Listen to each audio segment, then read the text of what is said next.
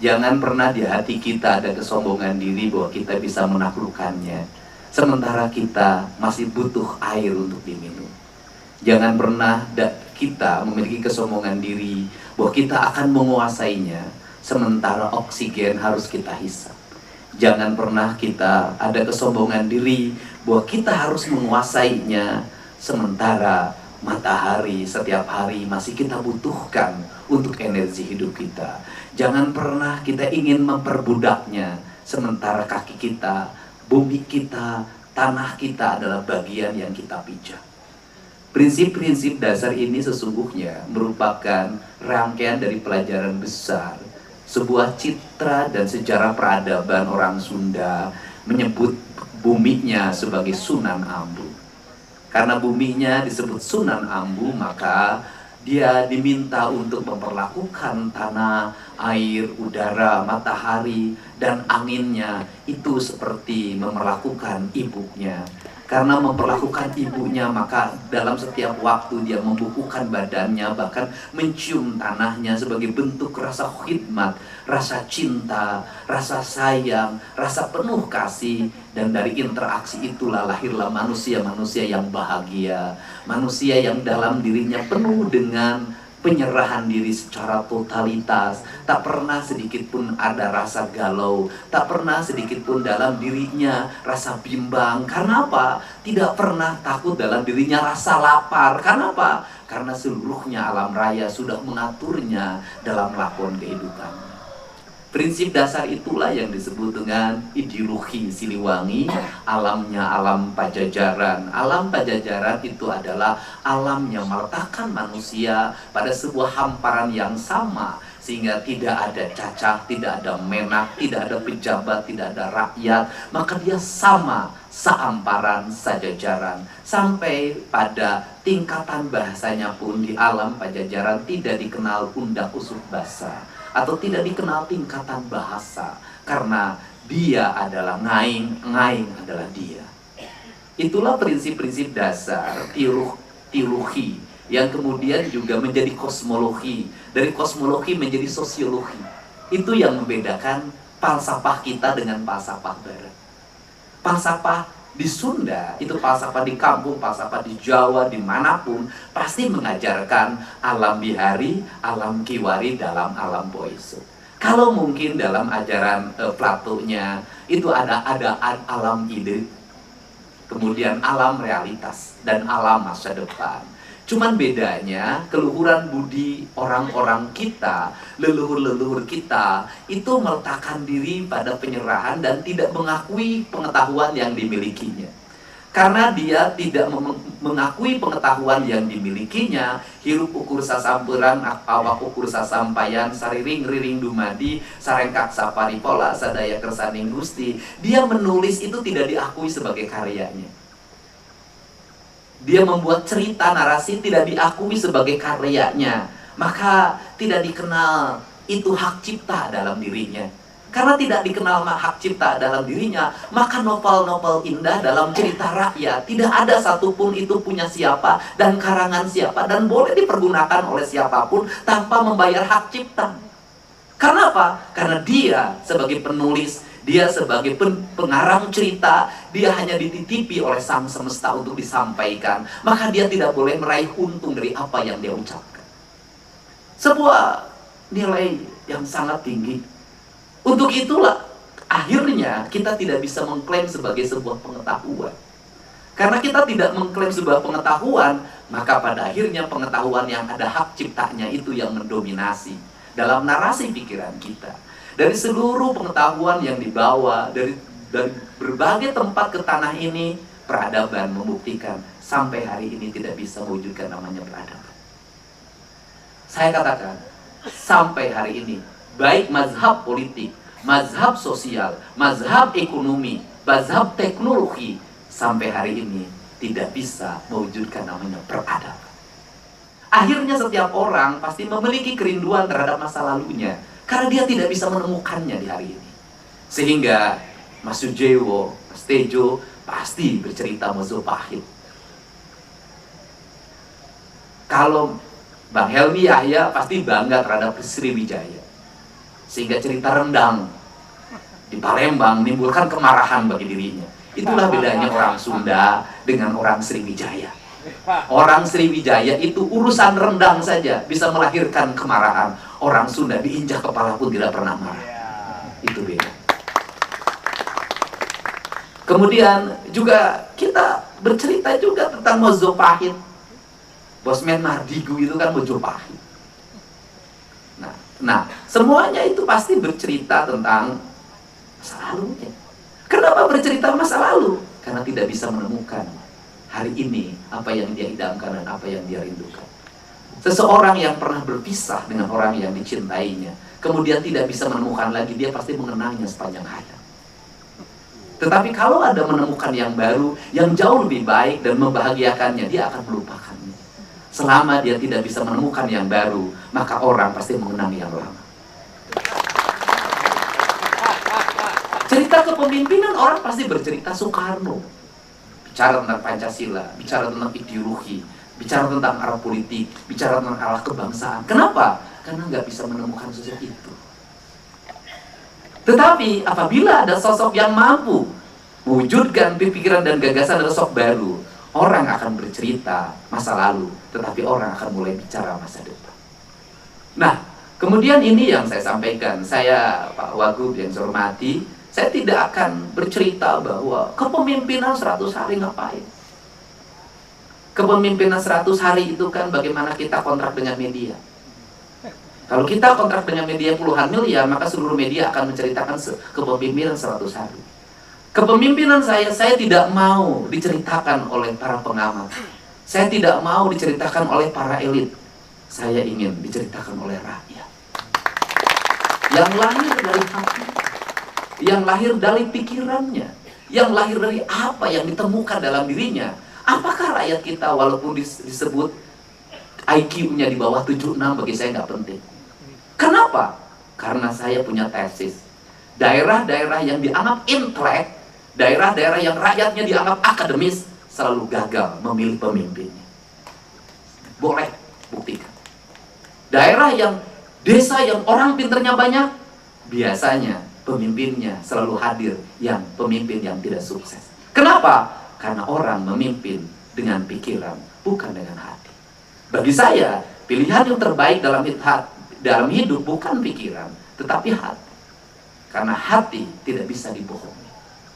Inilah atraktif kepemimpinan. Karena atraktif kepemimpinan, maka saya menyampaikan pada semua. Di sini banyak para pegawai pemerintah Provinsi Jawa Barat. Kalau kita membangun kerangka berpikir pembangunan hanya didasarkan pada angka-angka yang ada dalam catatan anggaran belanja daerah, sampai kiamat daerah tidak akan pernah maju. Kenapa? Karena harapan kita hanya pada angka itu. Sekali lagi, kalau kita memimpin sebuah daerah menganggap bahwa buku yang kita pegang namanya anggaran belanja daerah adalah kitab suci yang sakral, maka pikiran kita hanya jangkauannya pada angka itu. Tetapi kalau kita mengatakan buku APBD adalah instrumen kecil dari sebuah cita-cita besar tentang peradaban, tentang pembangunan, tentang keinginan, tentang masa depan, maka kita akan meraih sesuatu yang tidak ada dalam pikiran kita. Ketika kita bertemu orang, membawa buku dan mengantarkan sebuah proposal, maka orang itu hanya akan memberi maksimal paling tinggi apa yang ada di proposal itu. Ketika kita bertemu dengan orang, kita tidak memiliki harapan apapun, kecuali kita ingin bertemu karena rasa rindu dan mencintainya, kita akan mendapatkan segalanya.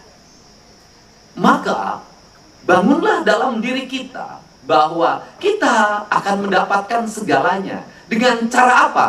Dengan cara kita tidak pernah mengakui apapun yang ada dalam diri kita. Perspektif itulah yang harus dibangun dalam terminologi birokrasi, sebagai abdi dalam ajaran Jawa, sebagai badega dalam ajaran Sunda. Karena sebagai abdi dalam ajaran Jawa dan Badega dalam ajaran Sunda, pertanyaan saya adalah, seorang ASN, seorang birokrat, cita-cita dan dasarnya apa dia menjadi birokrat? Apa mimpi Anda terhadap Jawa Barat? Apa mimpi Anda terhadap Indonesia masa depan? Gak pernah ada yang bisa jawab karena mereka tidak punya mimpi. Mimpi ingin bekerja, besok tunjangan kinerja naik. Ketika tunjangan kinerja naik, apakah uangnya menjadi bertambah? Tidak, karena pinjaman Bank Jabar pun naik lagi.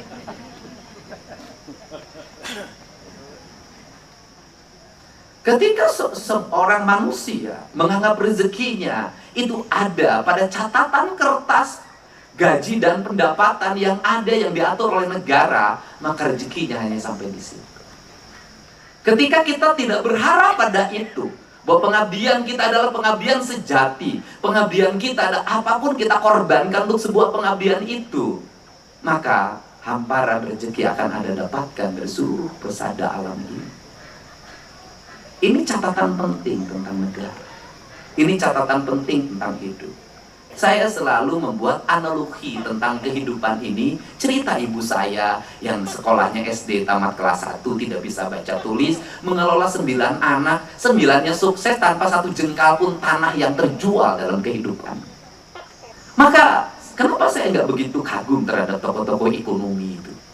Kenapa nggak penting bagi saya? Kenapa? Karena negeri ini sudah berulang-ulang saya ngomong, sudah berapa gunung yang hilang, sudah berapa kilometer mil laut yang hilang, sudah berapa miliar kubik pasir yang hilang, sudah berapa ton emas hilang, sudah berapa miliar kubik nikel yang hilang, batu bara yang hilang. Pertanyaannya adalah, apakah negeri ini makmur? Apakah negeri terbebas dari hutang? Tidak.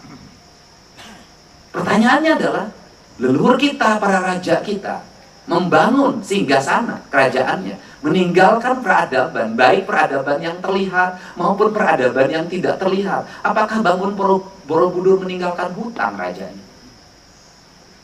Apakah bangun Prambanan rajanya meninggal hutang? Oke, kita turun zaman Belanda.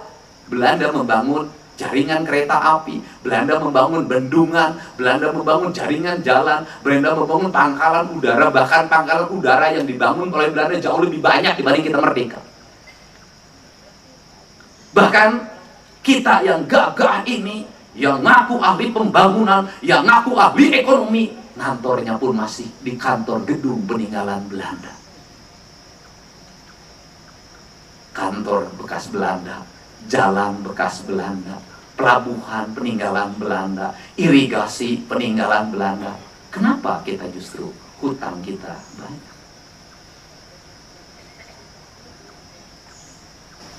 Apakah ada yang salah itu? Apakah salah perencanaan? Dari sinilah kita harus dulu mereformasi. Artinya reformasi itu kembali pada diri. Kalau dalam bahasa Jawanya, ke diri, kembali ke diri. Agar apa? Agar sampai pada tingkat kesucian, kekudus. Nah, sehingga kita harus pada jati diri loh. Kalau begitu perspektifnya salah. Berarti harus ada yang dibenahi. Berarti harus ada pijakan-pijakan yang segera harus ditata. Berarti kita ini tidak bisa terus-terusan menganggap bahwa asing itu ngasih segala-galanya bagi kita, seluruh pengetahuan. Jangan-jangan kita ini hanya sebuah peradaban agar kita netek terus sampai kiamat. Jangan-jangan kita ini memang dibuat leluhur kita leluhur bodoh, leluhur kafir, leluhur musyrik, leluhur orang-orang dungu. Padahal bisa jadi leluhur kita itu jauh lebih cerdas. Bedanya, leluhur kita tidak bisa berkata berbusa-busa, menulis berjilid-jilid. Dia lebih memperlihatkan diri dalam perilaku hidup yang nyata. Dia merubah pola hidup dengan tauladan, dengan karya dan dengan cinta, bukan dengan kata-kata. Inilah sebenarnya. Untuk itu, apa? Saya meminta maaf nih pada semua. Karena saya memimpin itu menjalankan titah. Bukan hanya sekedar titah undang-undang. Bukan hanya titah tentang sebuah keputusan yang menetapkan saya, tetapi ada yang lebih tinggi dari itu, titah leluhur. Karena itu titah leluhur, maka saya akan menjalani menapaki itu. Bagi saya, APBD adalah instrumen. Bagi saya, birokrasi adalah bagian dari instrumen itu. Tetapi yang lebih besar dari itu adalah saya ingin mengembalikan seluruh alam Sunda itu minimal dari sisi kebijakan kepada alamnya. Minimal tidak ada lagi peristiwa di mana 20 orang meninggal terkubur di atas bebatuan. Dan kemudian keluarganya ditinggalkan secara sia-sia. Sedangkan empunya yang merasa diri paling hebat itu ternyata 1 rupiah pun tidak bertanggung jawab. Sehingga dari situ, sebentar lagi Agustusan, jangan terus-terusan kita menyebut kata pribumi, kata pribumi, kata pribumi. Ingat, dulu yang berkhianat pada bangsa ini juga pribumi. Dulu yang menjadi bagian dari kolonial juga pribumi. Dulu Pajajaran juga runtuh, hancur karena pribumi. Tidak juga. Manusia itu, akhirnya saya punya kesimpulan, tidak ada orang asing, tidak ada orang Tiongkok, tidak ada orang Korea, tidak ada turunan Majapahit, tidak ada turunan Timur Tengah, tidak ada turunan Mataram, tidak ada turunan Pajajaran. Universalitasnya adalah tergantung pada hatinya. Jiwa hianat ada pada siapapun dan akan dilakukan pada siapapun. Ideologinya, mau kapitalis, mau komunis, jiwa hianat itu ada. Sehingga saya nggak mau lagi berdebat urusan ideologi lagi. Itu sudah nggak penting lagi. Saya ingin bicara manusia itu berdasarkan rasa dan cintanya. Nggak lagi mau ngomong ini haknya pribumi yang di sini. Kamu orang situ, tetap saja pada karyawanmu saja kamu menindas, tidak ngasih BPJS, tidak ngasih perlindungan apapun. Kamu lebih jahat daripada Belanda sekalipun. Karena simbolisasi pribumi, simbolisasi agama itu seringkali dibawa sebagai simbol kekuasaan dan simbol kepentingan. Dan seringkali kita mempertuhankan simbol-simbol itu, melakukan pembelaan tanpa menggunakan nalar, yang pada akhirnya kita tidak mendapat apa-apa. Sehingga kita nggak bisa lagi. Bisa jadi orang yang dekat dengan saya tidak mesti harus orang Sunda, tidak mesti harus turunan Sunda. Kalau jujur nggak apa-apa, Palembang juga jadi direktur, bagi saya nggak masalah. Itu nggak ada urusan saya. Toh Persib juara juga kan pemainnya dari luar, bisa juara. Kalau ngandelin di dalam pemain Jawa Barat semua tentu jadi juara. Karena apa? Abadnya sudah berbeda, sudah bukan abad perserikatan lagi, di mana lawannya adalah semua pemain lokal, lawannya sudah pemain asing, nggak mungkin lagi. Maka kita harus minum ke waktu, nih Bapak kacana. Tahu kalau sudah jadi juara semua orang tepuk tangan, seneng juga, membuat bahagia. Nah ini, kemudian terakhir saya akan jadi pemimpin apa adanya. Saya nggak ada urusan Pak. Jangan takut kan, jadi nanti citranya buruk, nggak apa-apa. Lebih baik buruk tapi kemudian jadi pupuk organik dan bermanfaat, melahirkan pertumbuhan, perkembangan bunga-bunga yang indah, daripada kering kerontang tak bisa melahirkan kehidupan. Saya nggak ada masalah. Kenapa? Hidup harus jujur Pak. Pemimpin ya kalau giliran nangis ya nangis. Pemimpin kalau gilirannya lembut ya harus lembut. Pemimpin kalau gilirannya joget ya joget, ekspresikan kebahagiaan itu. Kenapa? Dunia milik saya bukan milik Anda. Ngapain harus pencitraan? Cuek. Orang terserah mau nilai saya apa saja, nggak ada urusan bagi saya. Duda bebas. Dan saya sudah ngomong berulang-ulang, sifat buruk saya karena saya muridnya Mbah Sujiwo Tejo apa? Janji politik pasti aku penuhi, tapi janji menikahi belum tentu aku nikah. Bebas saya. Jadi kalau giliran marah harus marah. Ya saya harus marah. Kenapa? Saya tahu psikologi orang Sunda. Gak bisa. Jangankan orang lain nih, yang kecil tuh saya ninggi. Tanya sama yang asuh. Meninggi saya. Kalau dia sudah kelihatan sifatnya berlebihan karena terlalu merasa dimanja oleh ayahnya dan seluruh lingkungannya satu pun gak ada yang berani larang, maka saya meninggi.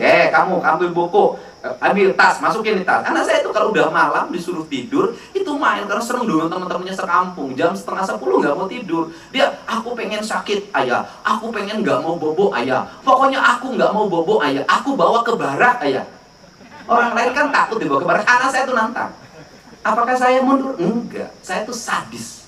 Maka saya ambil baju di lemarinya, masukin ke tas, masukin koper, dan simpen.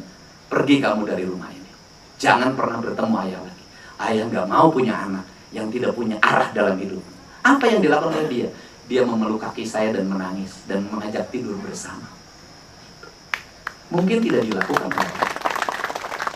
Maka saya harus melakukan itu pada anak-anak saya. Kenapa? Ya nggak bisa anak bau alkohol. Hapunten, jangan ribut ya. Diribas. Anak itu bau alkohol. Ya kalau bau alkohol kita harus lebih tinggi dari alkohol yang dia minum. Derajatnya. Kalau dia yang diminumnya adalah alkoholnya adalah yang diminumnya misalnya 10%, maka saya harus 30% maboknya. Kalau dia minumnya 100%, maka mabok saya 150%. Kenapa? Yang dihadapi oleh dia, tensinya kita di atas dia. Maka saya pasti keras. Dan kemudian saya harus mengambil jalan untuk bagaimana menata ke mereka. Kalau misalnya tentara yang bisa menaklukkan mereka, ya tentara. Kenapa? Ibunya sudah nggak sanggup, bapaknya nggak sanggup. Kenapa? Orang dia bau ciu kok.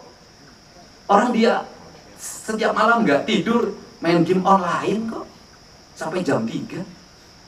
Orang dia cabut sangkur kok, dia tusuk orang kok.